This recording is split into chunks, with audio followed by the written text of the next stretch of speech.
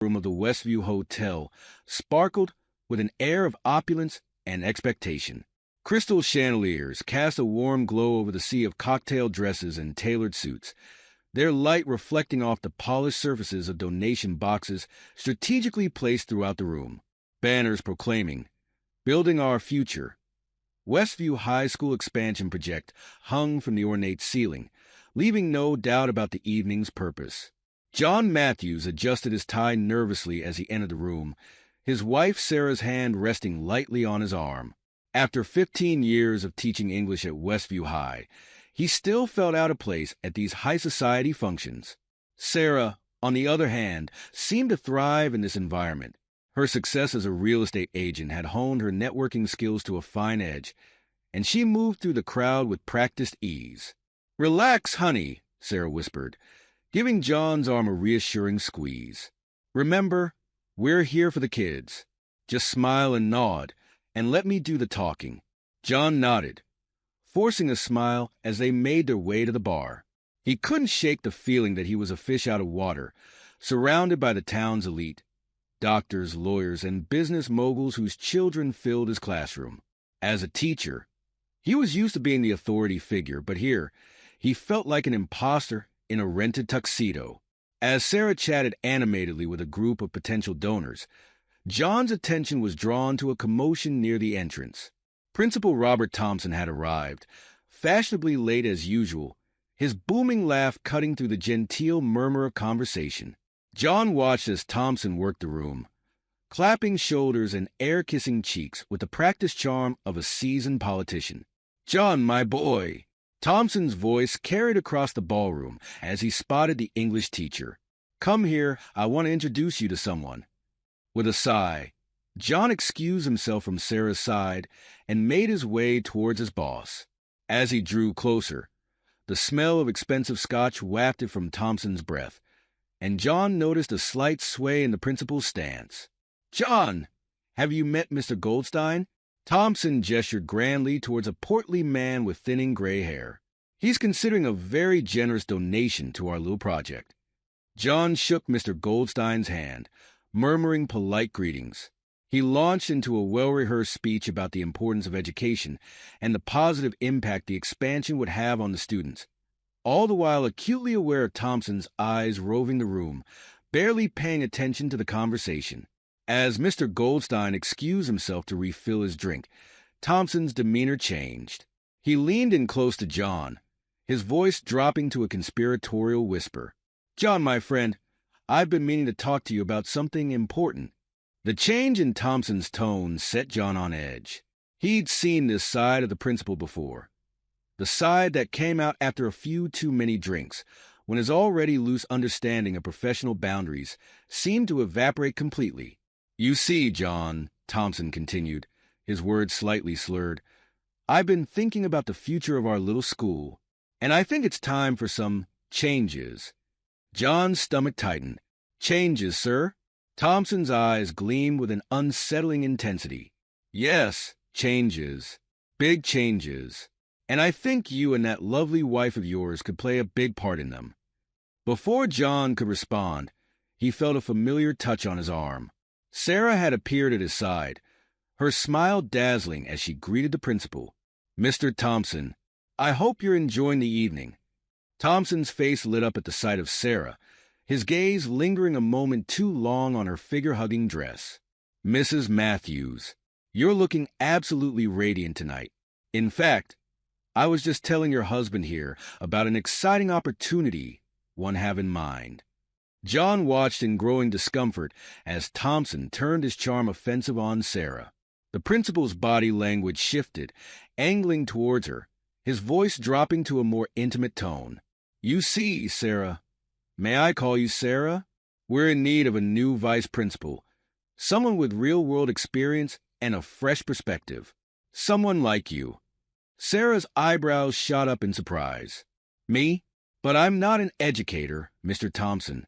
I'm in real estate." Thompson waved his hand dismissively. "Details, my dear.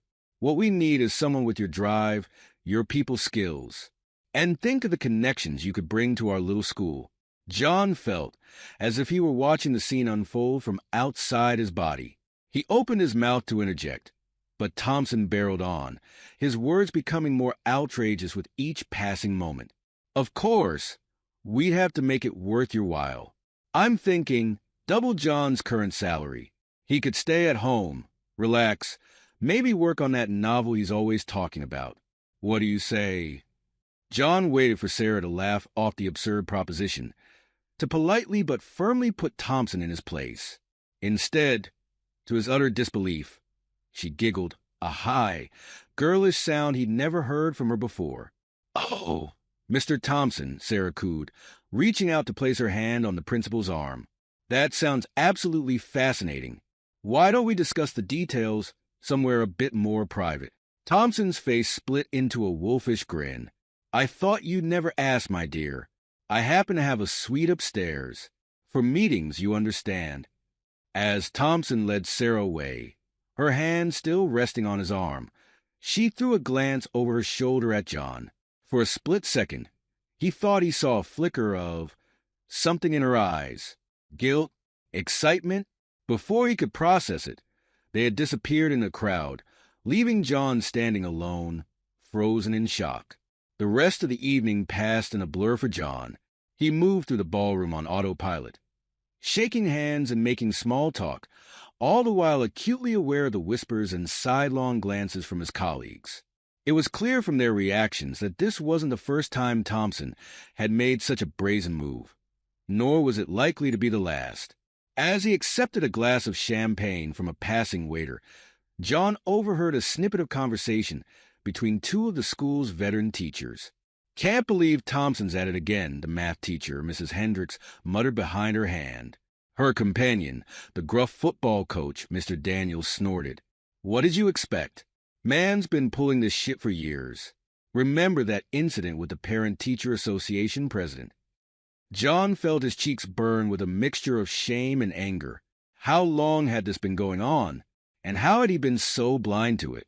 As the night wore on, John found himself drawn into conversations with parents and donors, his teacher's instinct kicking in as he passionately explained the need for updated facilities and expanded programs. But beneath his calm exterior, his mind was racing, replaying every interaction he'd ever had with Thompson, every oddly worded email, every closed-door meeting. When the last of the guests had finally trickled out, John found himself standing alone in the hotel lobby, Sarah's car keys heavy in his pocket. She had pressed them into his hand hours earlier, whispering something about important business discussions before disappearing back into the crowd. The drive home was a surreal experience.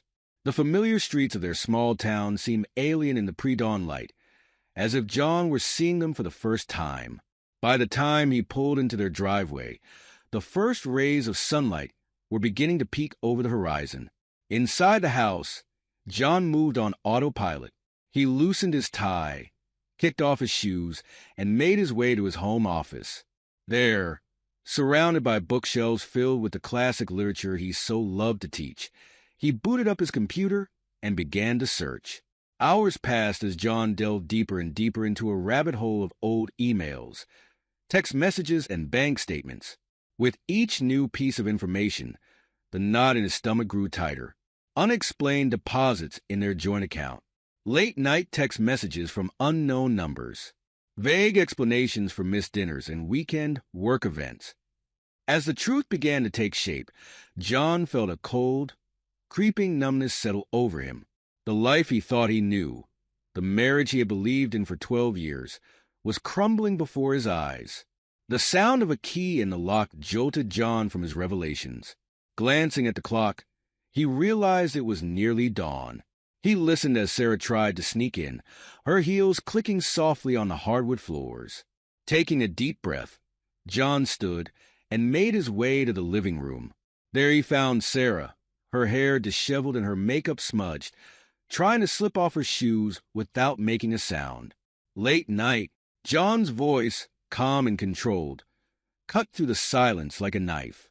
Sarah jumped, nearly losing her balance. "John, I didn't think you'd still be up." "Clearly," John replied, his tone icy. Did you have a productive meeting with Principal Thompson? Sarah's face paled, then flushed. It's not what you think, John. We were just discussing school business. Fundraising strategies, you know?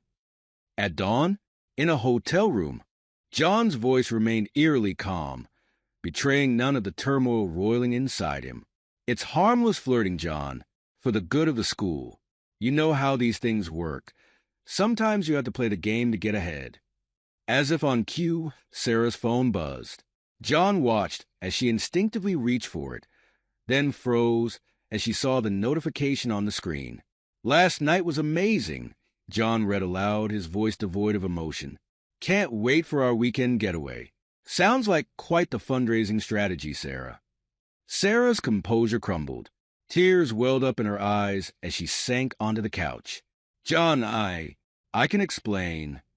No need. John cut her off. I've spent the night explaining it to myself. 6 months of unexplained income, late night meetings, and now a promotion to vice principal dangled in front of you like a carrot. Tell me, Sarah, was it worth it? Sarah's sobs filled the room as she poured out a confession that confirmed John's worst fears. The affair with Thompson, the promises of career advancement, the cooperation with wealthy donors. It all came tumbling out in a torrent of guilt and justification. John listened in silence, his face an impassive mask.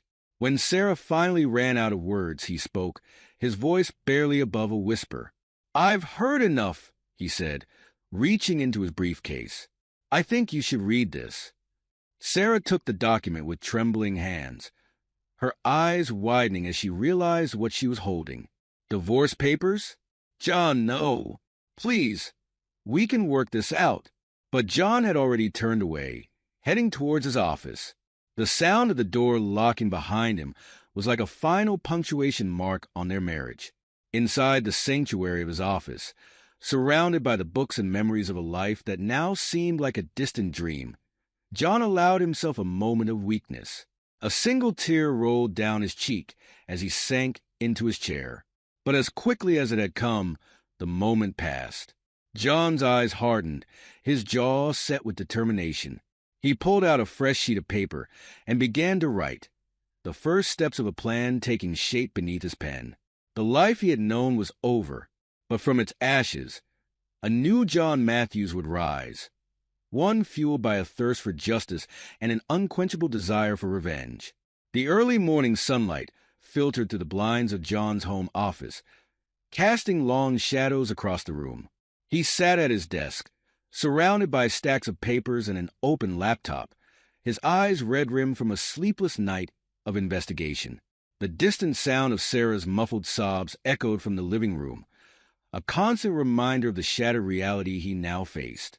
John's fingers flew across the keyboard as he delved deeper into their financial records, each new discovery adding another crack to the foundation of trust he had built his life upon. Bank statements revealed a pattern of deposits from unknown sources, always just below the threshold that would trigger automatic reporting. Email threads hinted at clandestine meetings and veiled promises of career advancement. As he pieced together the timeline of deception, John couldn't help but marvel at the intricate web of lies Sarah had woven. How long had this been going on? How deep did the corruption run? The more he uncovered, the more he realized that this went far beyond a simple affair. A notification on his phone caught his attention, a calendar reminder for a faculty meeting later that morning. The thought of facing his colleagues, of sitting across from Thompson and pretending everything was normal, made his stomach churn. With a few quick taps, he composed an email to the school administration, citing a family emergency and requesting a leave of absence. The sound of the front door opening and closing jolted John from his thoughts. Sarah had finally left, probably to seek solace with a friend or to continue her charade at work. The house fell into an eerie silence, broken only by the soft hum of John's computer. As the day wore on, John's shock slowly gave way to a simmering anger. He had dedicated 15 years of his life to shaping young minds, to instilling values of honesty and integrity in his students. And all the while, the very institution he served had been rotting from within. The ping of an incoming email drew his attention back to the screen. It was from Thompson, a group message to the faculty expressing concern over John's sudden absence and wishing him well. The oozing insincerity of the words made John's blood boil. Unable to bear the confines of the house any longer, John grabbed his keys and headed for the door. He needed space, time to think, to plan his next move. As he backed out of the driveway, a thought struck him, a memory of a place that had always brought him peace in times of turmoil. The drive to his family's lakeside cabin was a blur of winding roads and autumn foliage. John barely registered the familiar landmarks as he pushed his car to its limits, his mind racing faster than the speedometer. By the time he pulled up to the weathered wooden structure, the sun was already dipping below the tree-line, casting long shadows across the overgrown lawn. The cabin had stood empty for years, a relic of happier times when his parents were still alive. As John fumbled with the rusty key, he was struck by a wave of nostalgia, summers spent fishing with his father, evenings around the campfire telling ghost stories, the simple joy of a family untouched by the complexities of adult life. Inside, a thick layer of dust covered every surface, the air heavy with the musty smell of disuse. John made his way to the small kitchen, rummaging through drawers until he found what he was looking for, a bottle opener. He returned to the porch, cracking open a beer from the six-pack he grabbed on the drive up. As he sat on the worn steps, watching the last rays of sunlight dance across the lake's surface, John allowed himself to truly feel the weight of his situation for the first time. The betrayal, the anger, the overwhelming sense of loss. It all came crashing down on him at once. A strangled sob escaped his throat, echoing across the still water. For hours, John sat there, alternating between moments of quiet contemplation and bursts of raw emotion. As the stars began to twinkle in the night sky, a strange calm settled over him. He realized that he had a choice to make. He could let this experience break him, or he could use it as fuel to forge himself anew. With renewed purpose, John returned to the cabin. He would spend the night here, away from the suffocating memories of his old life. In the morning, he would begin the process of rebuilding, not just his life, but his very sense of self. As he prepared for bed, a glint of metal caught his eye. Behind a loose floorboard in the master bedroom, John discovered an old safe he had long forgotten about. His father's voice echoed in his memory. "Son, always have a backup plan. You never know when you might need it." With trembling hands, John entered the combination, his mother's birthday. The safe creaked open, revealing a stack of yellow documents. As he began to sift through them, his eyes widened. These weren't just old family papers. They were property deeds, survey maps, and correspondence that painted a picture of unexpected wealth. John spent the night poring over the documents, his mind racing with the implications. By dawn, he had pieced together a staggering truth. His family's modest lakeside cabin sat on a parcel of land far more valuable than he'd ever imagined. As the sun rose over the lake, John's phone buzzed. It was Sarah. He stared at the screen, watching it ring until the call went to voicemail. He wasn't ready to face her yet. John packed up the documents and headed back to town. The drive gave him time to think, to process not just the revelation about the land, but the shattering of his marriage. Arriving home, John found Sarah waiting for him. She looked terrible, disheveled, eyes red from crying, still wearing last night's clothes. "John, please," she began as soon as he walked in. "Let me explain. It's not what you think." John's voice was eerily calm as he replied, "I think it's exactly what I think." With time and space to think, John drove back to the lakeside cabin. The property that had always been a source of fond memories now represented something else entirely: opportunity. John spent days researching the school district's expansion plans, cross-referencing them with local zoning laws and development proposals. The more he dug, the clearer it became. His family's land wasn't just valuable, it was crucial to the school's proposed new campus. As the pieces began to fall into place, John realized he needed an ally, someone with expertise in real estate development. His thoughts turned to Melissa Chun, a college friend he hadn't spoken to in years.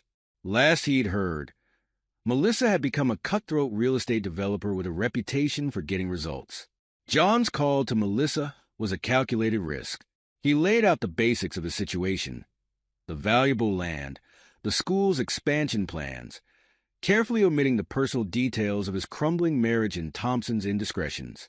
Melissa listened intently, her sharp mind quickly grasping the potential of the situation. "John, my friend," she said after he'd finished, "you're sitting on a gold mine. But navigating these waters can be tricky. One wrong move, and you could lose everything." "That's why I called you," John replied. "I need a partner in this, someone who knows the game.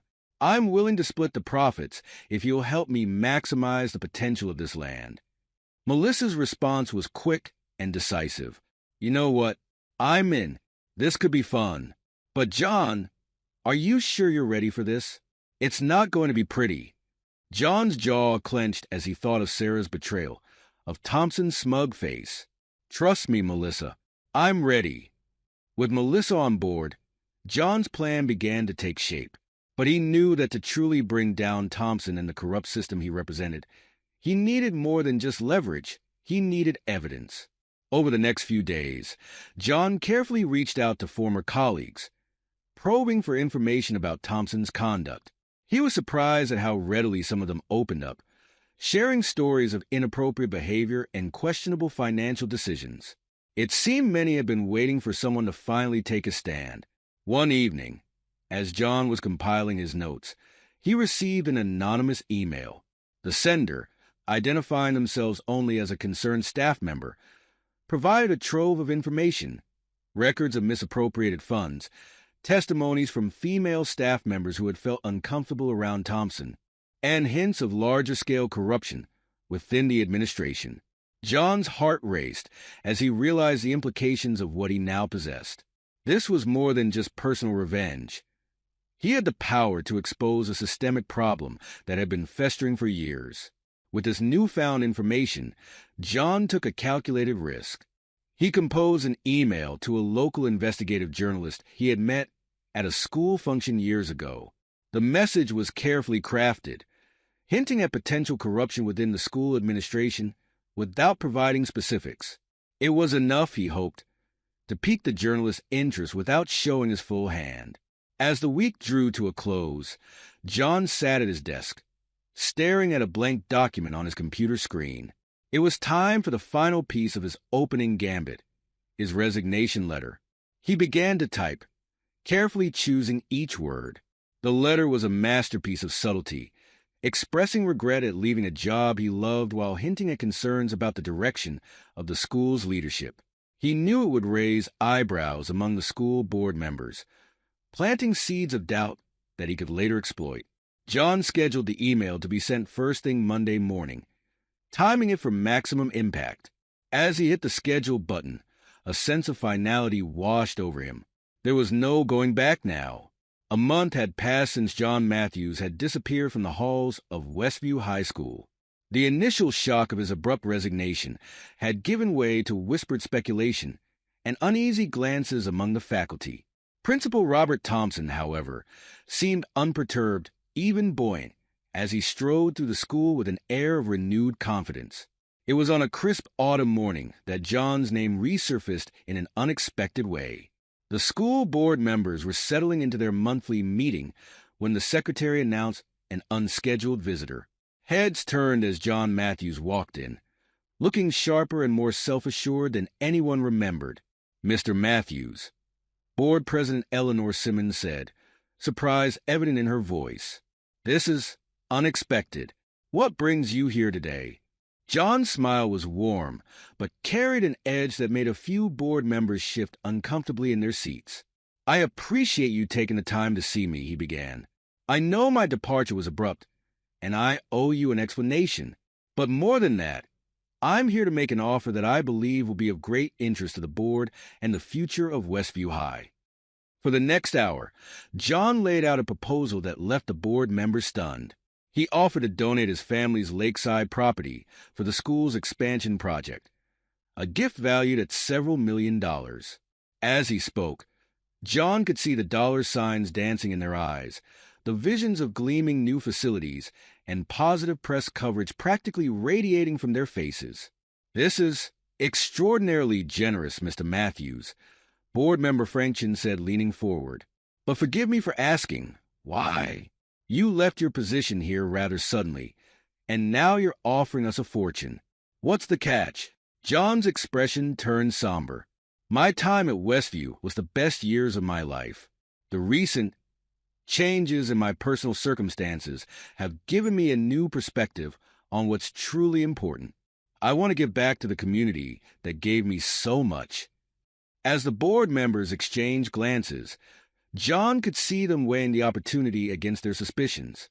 He pressed on, subtly planting seeds of doubt about the current administration's ability to handle such a massive project. "Of course, I understand this is a complex undertaking," John said, his tone carefully modulated. "That's why I've included a clause stating that the current administration must oversee the project to completion. Continuity is key in these matters. Wouldn't you agree?" The board members nodded, not realizing they were being led down a carefully constructed path. John watched as they skimmed over the contract's fine print, their eyes glazing over the cleverly worded clause that would prove to be Thompson's undoing. As the meeting concluded, John shook hands with each board member, noting the excitement in their eyes. He had them hook, line, and sinker. As he turned to leave, he locked eyes with Principal Thompson, who had been uncharacteristically quiet throughout the proceedings. For a brief moment, John saw a flicker of unease cross Thompson's face before it was replaced by his usual confident smile. Outside the boardroom, John's carefully constructed mask slipped for a moment as he leaned against the wall, heart pounding. The first piece of his plan was in place, but the game was far from over.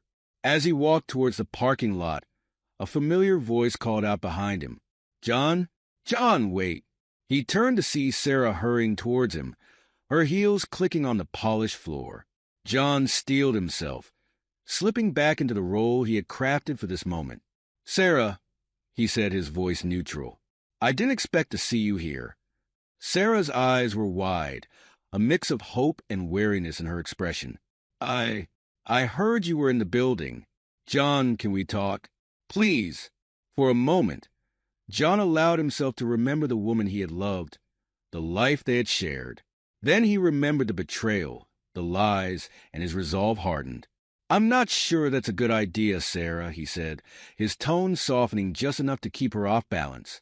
"Please, John, I know I made mistakes, terrible mistakes. But seeing you here, making this incredible donation, it's reminded me of the man I fell in love with. Can't we at least try to work things out?" John hesitated, appearing to consider her words. Then, with a practiced movement, he reached into his pocket and pressed record on his phone. "All right, Sarah. You want to talk? Let's talk. Tell me about the affair. Tell me about Thompson's pattern of behavior. I want to hear it all, in your own words." Sarah, caught off guard by John's sudden acquiescence, began to speak.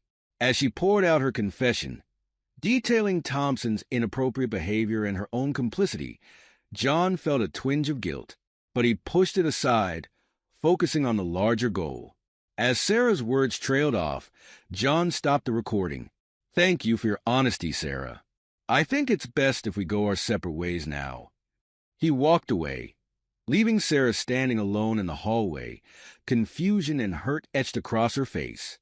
John didn't look back. He had what he needed. That evening, as John sat in his new apartment, he made a series of carefully orchestrated phone calls. By morning, select details of his generous donation would be circulating in the local press, generating buzz and excitement about the school's expansion plans. He hung up from the last call. The trap was set. Now it was time to watch it spring shut. The groundbreaking ceremony for Westview High School's expansion project was a spectacle of optimism and civic pride. Principal Robert Thompson stood at the podium, his charismatic smile beaming out at the assembled crowd of students, parents, and local dignitaries. Behind him, a large banner proclaimed, "Building Our Future, the Matthews Legacy Campus." Today marks the beginning of a new era for Westview, Thompson announced, his voice carrying across the gathered crowd. Thanks to the incredible generosity of our own John Matthews, we are embarking on a journey that will transform not just our school, but our entire community. From his position at the back of the crowd, John watched the proceedings with a mixture of satisfaction and determination. Beside him stood Melissa Chun, her sharp eyes taking in every detail of the event. "You've got them eating out of the palm of your hand," Melissa murmured, a note of admiration in her voice. "Are you ready for Phase 2? John nodded imperceptibly. "Let's get to work." Over the next few weeks, as construction began in earnest on the lakeside property, John and Melissa orchestrated a series of subtle but costly complications. It started small, a shipment of materials delayed due to a clerical error, a minor permit issue that required additional paperwork and fees. From his vantage point as the project's benefactor, John was able to insert himself into meetings and decisions, always under the guise of ensuring his family's legacy was properly honored. Each suggestion he made, each concern he raised, was calculated to cause maximum disruption with minimum suspicion. Melissa's expertise proved invaluable. She knew exactly which strings to pull, which regulations to highlight, to cause the most significant delays and cost overruns. An endangered species of frog was discovered on the property, requiring extensive environmental impact studies. Labor disputes erupted over seemingly minor contract details, grinding work to a halt for days at a time. As the complications mounted, John watched Thompson and the board grow increasingly agitated. Board meetings became tense affairs, with Thompson struggling to explain the mounting delays and ballooning costs. Sarah, now working as Thompson's unofficial assistant, found herself caught in the middle of the growing chaos. John observed her from afar, noting the dark circles under her eyes and the worried frown that seemed permanently etched on her face. One evening, as John was leaving a particularly heated board meeting, he overheard a heated conversation between Sarah and Thompson in an empty classroom. "Robert, these numbers don't add up," Sarah's voice was strained, worried. "We can't keep covering up these discrepancies. The board is starting to ask questions I can't answer." Thompson's reply was sharp, angry. "You let me worry about the board, Sarah. You just keep your mouth shut and do your job. Or have you forgotten our little arrangement? How do you think the board would react if they knew about your role in our donor negotiations?" John's fist clenched at his sides as he listened to the threat in Thompson's voice. For a moment, he was tempted to burst into the room, to confront Thompson then and there. But he held back, reminding himself of the bigger picture. As the weeks turned into months, John's plan continued to unfold. Working through carefully cultivated anonymous sources, he fed information to Megan Reeves, the investigative journalist he had tipped off months ago. Megan's articles started small, seemingly innocuous pieces about the challenges of large-scale school construction projects. But as time went on, her reporting became more pointed, questioning the management of the Westview expansion and hinting at potential improprieties. The pressure began to mount on Thompson and the board. John watched with satisfaction as they made a series of hasty, ill-considered decisions in an attempt to get the project back on track. Each misstep only served to deepen their predicament. It all came to a head on a stormy evening in late autumn. John sat in his apartment, watching the rain lash against the windows as his phone buzzed with an incoming call. "Emergency board meeting called for tomorrow morning." Melissa's voice came through the speaker. "Looks like they're finally ready to face the music." John took a deep breath, feeling the weight of the moment. "Thanks, Melissa. I'll be ready." As he hung up the phone, John walked to his desk and opened the bottom drawer. Inside lay a thick folder filled with documents, photographs, and transcripts, the culmination of months of careful planning and investigation. Tomorrow, he thought, it all comes crashing down. The atmosphere in the Westview High School boardroom crackled with tension. Board members shifted uncomfortably in their seats, stealing glances at Principal Thompson, who sat at the head of the table, his usual confident demeanor replaced by a thin veneer of calm over barely contained panic.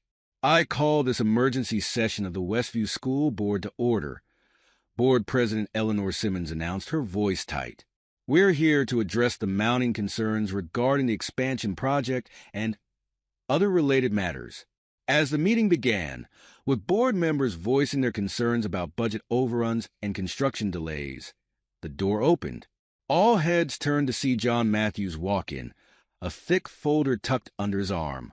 "Mr. Matthews," Thompson said, surprise and a hint of fear in his voice. "This is a closed board meeting. You can't be here." John's smile was cold as he approached the table. "Oh, I think you'll want to hear what I have to say, Robert. All of you will." For the next hour, John laid out his case with surgical precision. He presented financial records showing systematic embezzlement, emails detailing Thompson's inappropriate relationships with staff and donors, and finally, the recording of Sarah's confession. The boardroom was silent save for the occasional gasp or murmur of shock. Thompson's face grew paler with each new revelation, while Sarah, seated in a corner of the room, looked as though she might be sick. As John's presentation reached its climax, he played the recording of Sarah's confession. Her voice, tinged with regret and fear, filled the room. "Thompson promised me the vice principal position if I helped him entertain certain donors.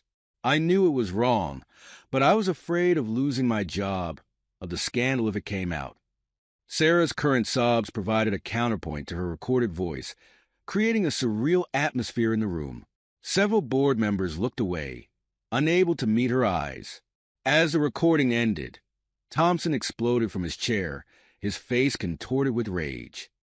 "This is a setup," he shouted, pointing an accusing finger at John.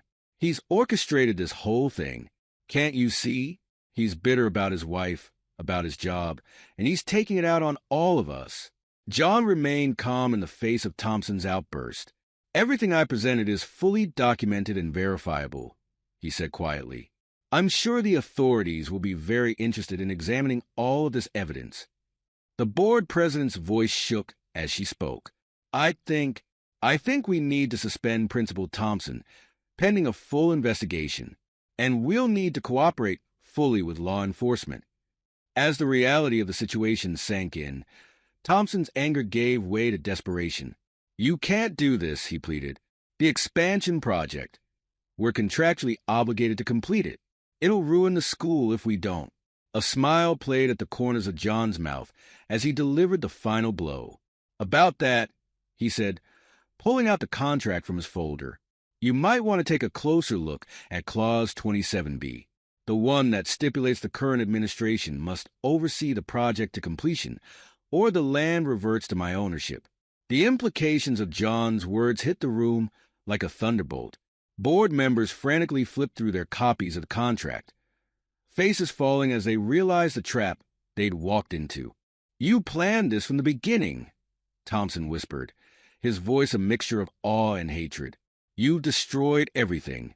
John met Thompson's gaze steadily. "No, Robert, you destroyed everything. I'm just making sure you face the consequences."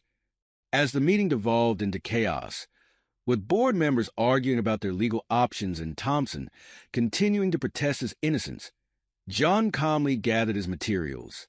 He walked to the wall where his Teacher of the Year plaque still hung, took it down, and placed it on the table. Without another word, John walked out of the boardroom, leaving behind a scene of utter disarray. As he stepped into the cool evening air, he felt a weight lift from his shoulders. The game was over. Justice, or at least his version of it, had been served. But as he drove away from Westview High School for what he knew would be the last time, John couldn't help but wonder about the cost of his revenge. The school he had loved, the students he had devoted his life to teaching, what would become of them in the wake of this scandal? The satisfaction of his victory was tinged with a hint of regret, a question that would haunt him in the days to come. In his quest for vengeance, had he become the very thing he sought to destroy? The quaint town of Westview had always prided itself on its close-knit community and excellent school system, but in the days following the explosive school board meeting, that carefully cultivated image began to crumble like a sandcastle in a rising tide. Local news vans lined the streets, their satellite dishes stretching towards the sky like metal sunflowers. Reporters prowled the sidewalks, accosting anyone who looked even remotely connected to the school. The Westview Gazette, typically filled with feel-good stories and high school sports highlights, now bore dramatic headlines.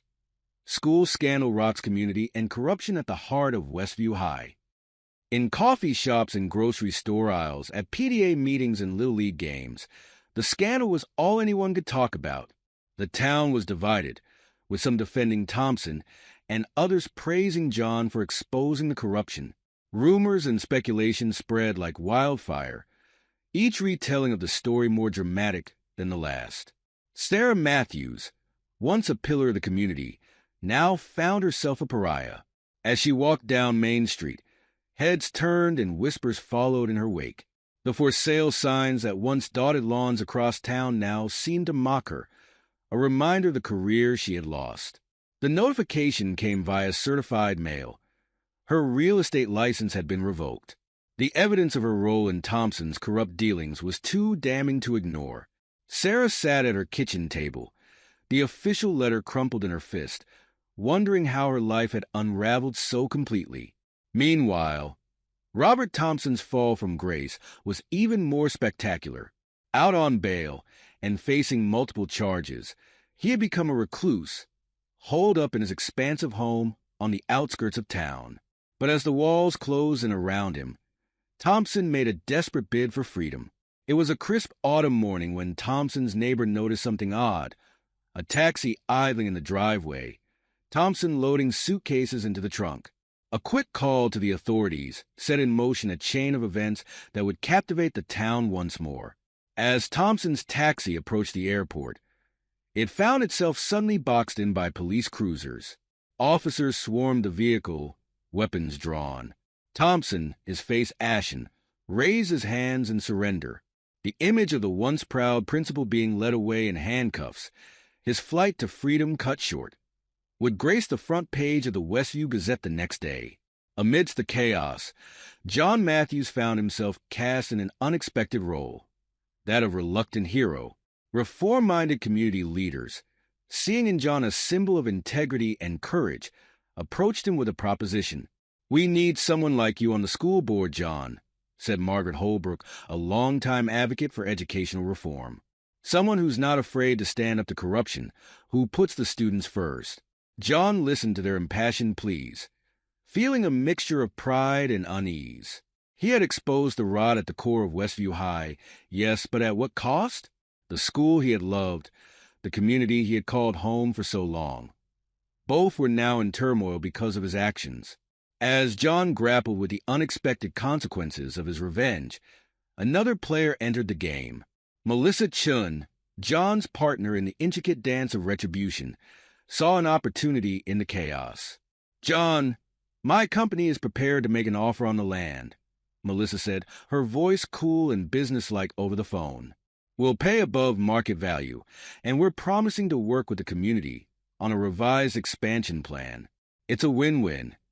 John hesitated, torn between the potential financial windfall and the nagging feeling that he owed something to the community he had inadvertently thrown into turmoil. "I'll think about it, Melissa," he said finally. "But I want to do something for the students who've been caught in the crossfire of all this." That night, as John pored over financial documents and legal papers, an idea began to take shape. By morning, he had the outlines of a plan, a scholarship fund for students affected by the canceled expansion. It wouldn't fix everything, but it was a start. As John worked to establish the fund, he received an unexpected message. It was from Sarah, her words tinged with desperation. "John, I know I have no right to ask, but I need help. I'm facing potential criminal charges. Please, if there's anything you can do." John stared at the message for a long time, a storm of emotions raging within him. Finally, he typed out a response, his fingers heavy on the keys. "I'm sorry, Sarah, but I can't get involved. Here's the contact information for a good legal aid organization. I hope you find the help you need." As he hit send, John felt a chapter of his life closing definitively. Whatever happened next, there was no going back to the way things were before. The halls of Westview High School, once bustling with the energy of nearly 2,000 students, now echoed with an eerie emptiness. In the wake of the scandal, enrollment had plummeted. Parents, concerned about the school's reputation and the quality of education their children would receive, had begun transferring their kids to neighboring districts or private schools. Lisa Hernandez, a senior and one of John's former star pupils, walked through the quiet corridors, her footsteps echoing off the lockers. She remembered the day Mr. Matthews had encouraged her to join the school paper, praising her keen eye for detail and passion for uncovering the truth. Now, as editor-in-chief of the Westview Chronicle, she found herself at the center of the biggest story in the school's history.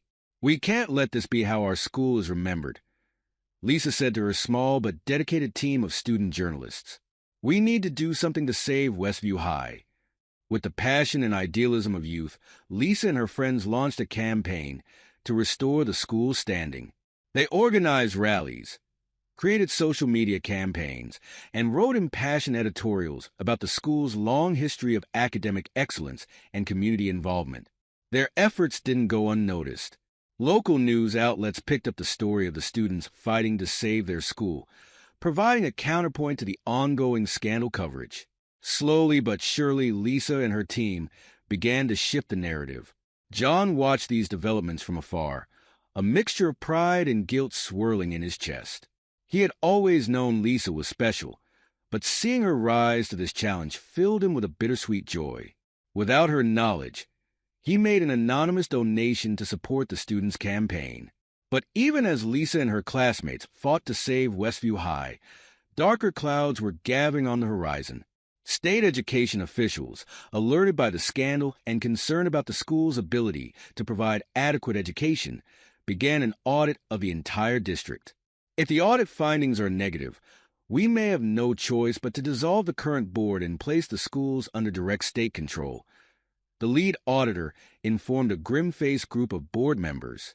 The news sent shockwaves through the community.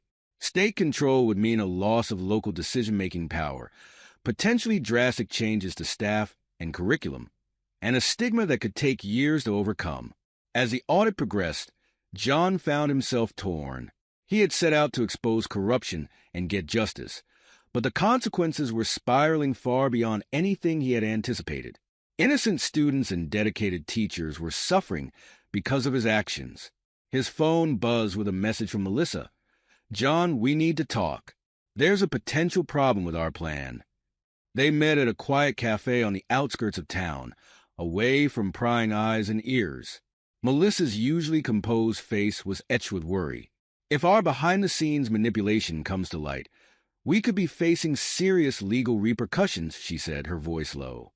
"The way we orchestrated those construction delays, the environmental concerns we raised, it's all skating very close to fraud." John felt the weight of her words settle on his shoulders like a lead blanket. He had been so focused on bringing down Thompson and the corrupt administration that he hadn't fully considered the legal implications of his own actions. As he left the cafe, John's mind raced. The school he loved was on the brink of state takeover. His own legal jeopardy loomed large. And through it all, the faces of his former students, Lisa, fighting so hard to save the school. Others, their educations disrupted by the chaos he had unleashed, haunted him. John realized he was standing at a crossroads. He could continue to watch from the sidelines as the community he once called home tore itself apart, or he could step forward and take responsibility for his role in the unfolding drama. The decision, he knew, would not be an easy one, but as he walked home through the streets of Westview, past the school that had been his life for so many years, John began to see the outlines of a path forward, a path that would require courage, humility, and a willingness to face the consequences of his actions. The Westview Community Center was packed to capacity, a sea of familiar faces filled with a mixture of anger, confusion, and hope. The town hall meeting to discuss the future of Westview High School had drawn nearly every resident, all anxious to have their say in what had become the defining crisis of their community. John Matthews sat in the back, his heart pounding. He had spent the last week agonizing over his decision, weighing the potential consequences against the burden of his guilt. Now, as he watched his friends and neighbors argue passionately about the fate of the school, he knew what he had to do. As the current board president wrapped up her opening remarks, John stood and made his way to the podium. A hush fell over the crowd as they recognized him, whispers rippling through the audience.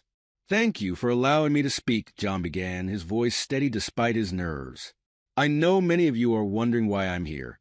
The truth is, I owe all of you an explanation and an apology." Over the next hour, John laid bare the entire story. His discovery of Sarah's affair, his plan for revenge, the manipulation of the construction project, everything. As he spoke, he could see the shock and disbelief on the faces before him. But he pressed on, determined to tell the whole truth. "I set out to expose corruption, to get justice for what I saw as a betrayal of trust," John said, his voice thick with emotion. "But in doing so, I became the very thing I despised. I manipulated, I schemed, I put my desire for revenge above the well-being of the students and this community. For that, I am deeply sorry." The room erupted into chaos as John finished speaking. Some shouted accusations. Others defended him as a whistleblower who had exposed real corruption. Through it all, John stood silently at the podium, accepting the community's reaction as part of his penance. When the furor died down, John spoke again. "I know my words alone can't fix the damage I've caused. That's why I'm here to offer more than just an apology. I'm prepared to fully fund the school expansion without any conditions, using my partnership with Melissa Chen's development company to ensure its completion. It's not much, but I hope it's a start towards making things right." The offer sent another wave of murmurs through the crowd. As the implications of John's proposal sank in, the mood in the room began to shift. While some remained angry, others saw a potential way forward, a chance to salvage something positive from the scandal. As the meeting continued, an unexpected voice joined the conversation. Sarah Matthews, who had been sitting quietly in a corner, stood up. "I, too, have a confession to make," she said, her voice trembling but determined. "Everything John said about my involvement with Principal Thompson is true. I was weak, I was greedy, and I betrayed not just my husband but this entire community. I'm prepared to provide additional details to the authorities to help build a stronger case against Thompson and anyone else involved in the corruption." Sarah's confession stunned the room into silence. For a moment, it seemed as if the weight of all that had happened, the betrayals, the lies, the upheaval, hung heavily in the air. Then, slowly, a new mood began to take hold. One of cautious hope, of a community ready to begin the difficult work of healing. As the meeting drew to a close, the board president took the podium once more. "Given the complexity of the situation and the need for our community to heal and move forward, I propose we form a task force. This group, made up of educators, parents, and students, will oversee the expansion project and work to restore faith in our school system." The proposal was met with nods of agreement and a smattering of applause. As people began to file out of the community center, many stopped to speak with John, some to express anger, others to offer forgiveness or thanks for his honesty. One of the last to approach him was Lisa Hernandez. "Mr. Matthews," she said, her eyes filled with a mixture of disappointment and respect, "I don't know how to feel about all this, but I do know that your lessons about integrity and standing up for what's right are part of what inspired us to fight for our school. Thank you for telling the truth, even though it was hard." John felt a lump form in his throat. "Thank you, Lisa. Your campaign to save the school, it's been inspiring. I hope you'll consider joining the task force. They'll need strong voices like yours." As John prepared to leave, the board president approached him. "John, we'd like you to consider taking a position on the task force. Your insight could be valuable." John shook his head. "I appreciate the offer, but I think it's best if I step back. The healing needs to come from the community itself." He paused, considering his next words carefully. "However, I'd like to offer to fund an independent ethics committee for the district, something to help ensure that nothing like this ever happens again." In the weeks and months that followed, Westview began the slow process of rebuilding. Not just the physical expansion of the school, but the trust and sense of community that had been shattered by the scandal. John, finding a measure of peace in his confession and attempts to make amends, chose to step back from the spotlight. He began volunteering at a youth center in a neighboring town, working with at-risk teens, and finding a new sense of purpose in helping guide young people. Sarah, facing the consequences of her actions but also finding unexpected support in the wake of her confession, started rebuilding her life.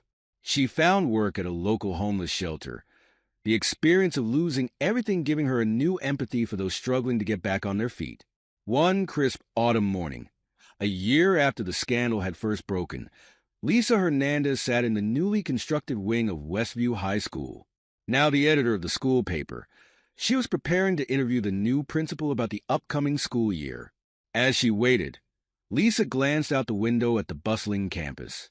Students streamed into the new buildings, laughter and chatter filling the air.